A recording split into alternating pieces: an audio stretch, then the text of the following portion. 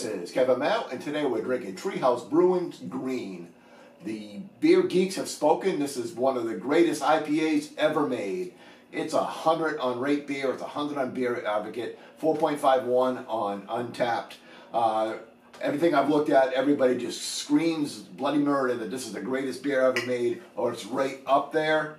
Of course, Treehouse has got a huge rep. I've loved all the beers I've tried for them, so let's see. From them, we are excited that you're holding Treehouse Brewing Company's Galaxy Hop-Filled American IPA, Green.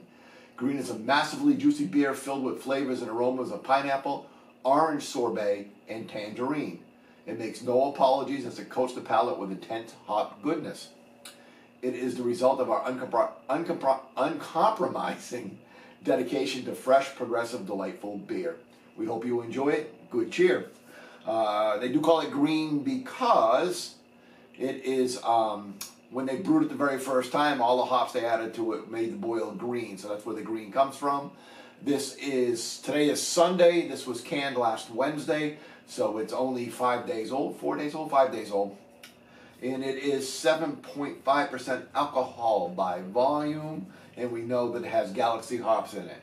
So, without further ado, let's crack it and pour it. As always, if you like the reviews, please subscribe. We're always looking for new friends. And go ahead and leave comments because we love talking about beer. So this does pour almost like, I can see hazy orange coming out of the can in the pour. Of course, it's New England style, big tropical flavors. That's what they're known for. And it does look almost similar to, well, maybe an unfiltered orange juice. Actually, unfiltered grapefruit juice is what I call it. It's not quite orange enough to be orange juice, but it looks like unfiltered. It's really, really super hazy. You can't see through it at all. There are some bubbles on the side of the glass. I can see a few bubbles streaming up through it.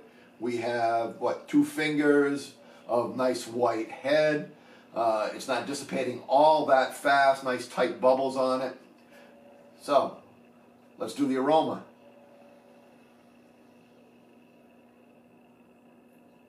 Wow. You could spend all day just breathing that in, never even drink it. So we got like orange rind, pine, little fresh cut grass, tangerine,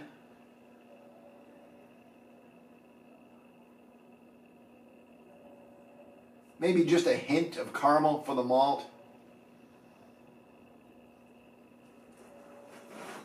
Wow. Yes, I mean, it gives you a wonderful hint of things to come. Let's do the taste.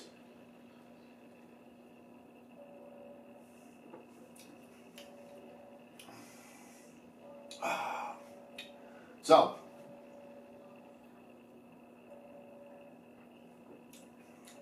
I do get pine up front.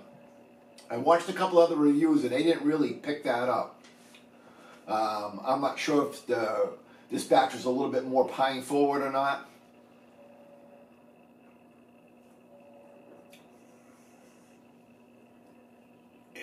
Finish is not overly bitter. Not overly drying, even though I get the hop resin on the tongue. It definitely coats the tongue with that sticky hop resin, but it doesn't finish overly dry.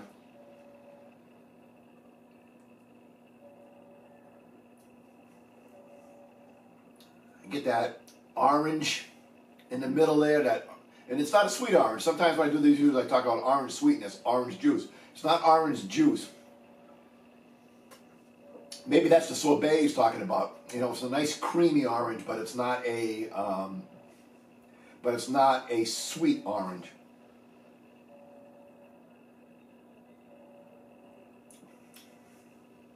So, pine, cut grass, orange sorbet.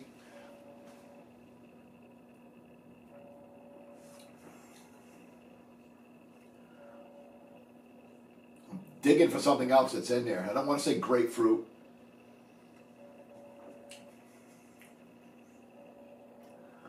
maybe that tangerine, pineapple, something a little bit on that Again, but not sweet.